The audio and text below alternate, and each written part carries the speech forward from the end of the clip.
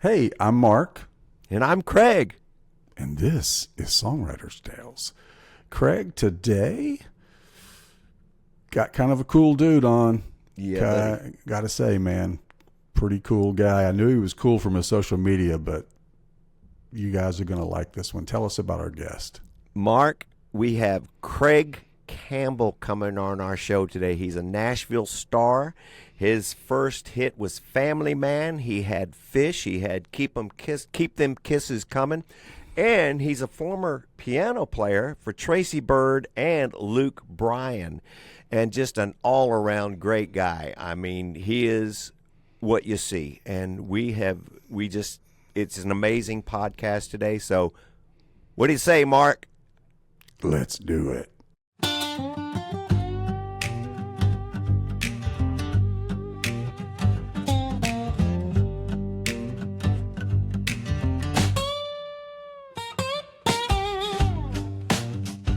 So you started your label in 2020, is that correct? Yeah, I mean, honestly, it was just a side thing. Well, just because, like, when you put Mhm. music out, when you distribute music, it has to have a label. Like, it has to have Mm-hmm.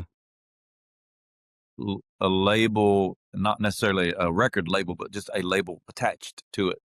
And so we Sure, just, sure. and Grindstone Cowboy I already had the name for Grindstone Cowboy, so we just did Grindstone Recordings.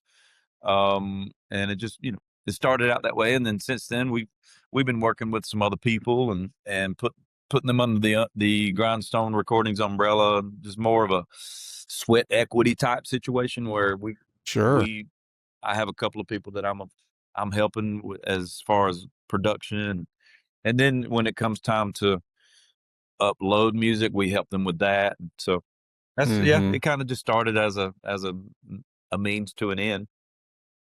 So with Grindstone, and Mark and I love that name. We were talking about that, Especially for a coffee company. Yeah, that's awesome. That's killer. So, tell us, just for the people that are listening that are in when they come to visit, come to Nashville on a vacation, or if they live there and they hear the podcast, tell them exactly where your locations are. There's for Grindstone, so they can make sure to stop Yeah, in. so I mean, we have two locations at the moment. One is our flagship is here in Eagleville, uh, and it's Eagleville's so small that you just come to Eagleville, you'll see Grindstone Cowboy.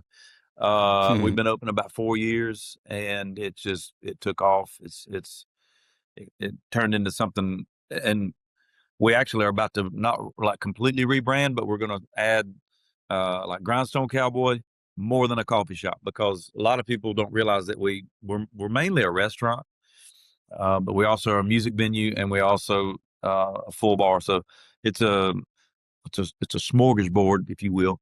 So yeah, we're breakfast and lunch here in Eagleville, and then our new location just opened up back in November is about 30 minutes, a little bit further south, in a town called Shelbyville.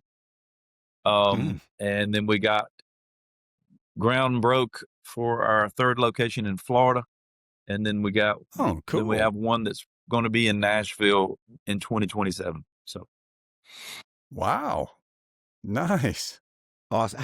How far is Eagleville from Nashville? I'm not I mean, familiar with that town. I can get to the road in about 40 minutes. Oh, okay. I Okay. can get to the airport in about 40 minutes. And what Okay. direction is it from Nashville? We're directly south. So if you're looking at a map, we're right below it. Okay. All Nolensville right. Gotcha. Road, Gotcha. Nolensville Road, 8th Avenue Mm-hmm. goes straight through all the way down. Okay. Yeah. Very Very good. Well, cool. Mark and I are going to be out in Nashville in April. We're coming out there. Come on. Yeah, we're coming out there for a May few have to come days. come have a cup of coffee. Yeah. Maybe And even some breakfast. food. I got you. Maybe That's even right. breakfast. I got you. There were. All right, man. So we'll let you know. I want to talk about something else that I know is close to your heart, and that's the Kenny Campbell Foundation. And kind of tell us a little bit about that and some of the cool things you guys have done to raise money. So, yeah, my dad was 36 years old when he died with colon cancer. And so it's always been like, uh, I'm like just interested it was, even then when I was 11 years old when he died, and so as an 11-year-old, I thought my dad was old, just mentally, I didn't realize. So it wasn't until, when I got married and started thinking about having a family, I'm like, okay, wait a minute, what? I don't want my girls not having their dad around, and so I was like, okay, what did my dad die from? Started doing research. I realized that colon cancer is a very preventable cancer. And had he had the knowledge that I was receiving, there's a chance he could have prevented it. Not saying it would have, but there were things out there that had he known ahead of time that he probably could have got ahead of it. So once I got my record deal and I had the platform, I knew that that's where I wanted to focus all of my energy towards as far as philanthropy and charity work. So I teamed up with an organization called Fight Colorectal Cancer.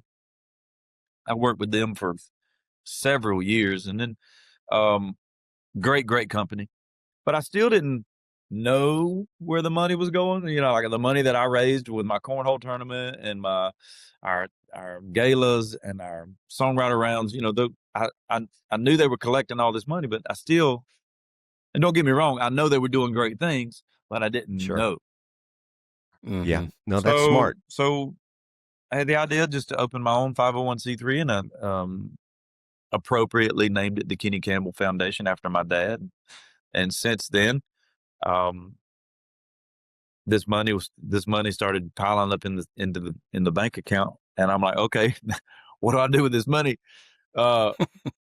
And I had a guy I met in Georgia at a show, and he was a friend of a friend, and we were on the bus, and we just shooting the breeze, having a drink, and long story short, he was in the car part business, and he's like, hey, let me know if you ever need anything for your cars parts wise. And I'm like, well, it just so happens I need a passenger side mirror for a Tesla Model 3. And he's like, send me the VIN number. So I sent him the VIN number, and a couple of weeks later, a brand new, already painted mirror just shows up at my house. And I said, hey, send me an invoice. He said, dude, don't worry about it. You were good to me on the bus, treated me like family, whatever. Fast forward another couple of weeks, that mutual friend says, hey, did you hear about so-and-so? And I'm like, no, what's going on? He's like, he got diagnosed with stage 4 colorectal cancer. And I'm like, no kidding. He said, yeah. And he sent me his GoFundMe link. And then I was like, here we go. So I closed it out for him. And so Wow, now that's where this money is going to be going. It's going to be going directly to people that need it. Now you know. Awesome. Now you know, bro. That is awesome. That is awesome. Well, thank you for sharing that. And we will, of course. In fact, we've got it. The other Craig, the third Craig, your manager. I think the audience is going to be glad he didn't show up today. They'd be completely confused. I'm confused every time Mark says Craig. I'm going, yeah. But we will, of course, put all that information up on our podcast and get that out. That's a very important thing. So let's talk about what you're doing exactly right now. Where are you headed? Are you touring? You've got a song out right now. Who you writing with these days? That. Anything like that? Yeah. Yes. I mean, current state of affairs. Immediate current state of affairs is I'm packing, getting ready to leave in the morning to go on a cruise. We go on a cruise every year with this group of people called, and the name of the group is Team Cocktail, and it's a lot of fun. We've been going about 15 years now. So that's what's happening immediately. I got a new song coming out in February the 20th. One of my favorite artists, actually, named Anthony Smith. He sent me this song. We were writing together, and I fell in love with it. And every time I go into the studio to cut songs, this song is always like, hey, maybe you should cut me. And so I finally did. And I love it. It's a song called Drink for That. And it seems like people are loving it so far. But again, I'm on the every 6 to 8 weeks putting out new music. So you mentioned the Class of '89 record. That record was so well received that I went in and cut 7 more. Oh, So we're cool. going to put out a Class of '89 deluxe version this year. Love it. And then I've also went in and I got a project started. We've tracked it. Now we're just in the mix process. And it's going to be called Craig's Country Ass Record. And it's a collection of songs that I never cut, that I wrote because I thought they were too country. And so now I don't care about any of that anymore. I still think they're great songs, and they're just they're very traditional. So got that. There are about 6 or 7 we've cut so far, and that's about it. You know, we got the restaurants doing well. Trying to get that 3rd one in Florida open, and the girls. I got Presley. She's graduating this year. That's something crazy that I have. You know, Big time. can't process yet. And then Kenny. No kidding. Kenny's, sophomore. Still got her for a couple more years. So yeah, that's about it. So quick question. Where do you cut? Where do you have a favorite studio? Yeah. I mean, or do you do it in your, I got a really cool process. I go in and I cut at Station West there in Berry Hill. And get the tracks, and then I'll overdub a couple of things. I overdub keys, unless it's something that I feel like I can play on. And then Bart Bush, he's got a studio at his house where I do all my vocals, and he mixes for me, and it's a smooth process. That's cool. Very cool. Very cool. Well, brother, we can probably just about wrap up, man. We have thoroughly enjoyed this, and I mean, we sincerely mean we appreciate you coming on. Yeah, man. Taking your time, especially when you're getting ready to head out the door to our Caribbean. Yeah, it's been a pleasure. Before we leave for that, I got 2 concerts at each location tonight with bands. Cool. So I gotta go to Shelbyville, pick up some equipment, bring it back to Eagleville, and then my God.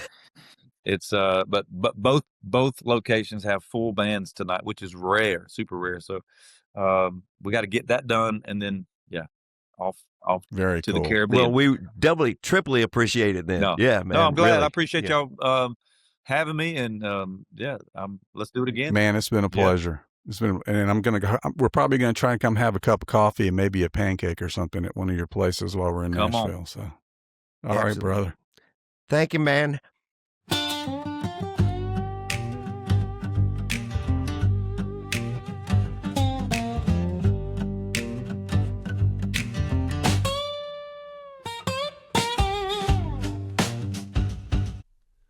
Eddie Owen from Eddie's Attic. Are you kidding me? No, I'm not kidding you. He is on our show, and man, this guy is on fire. He was there when Zach Brown got started. He was there when John Mayer got started, the Indigo Girls. You know who Eddie Owen from Eddie's Attic is. Come listen to his podcast. You are going to absolutely love it. Episodes number 30 and 31.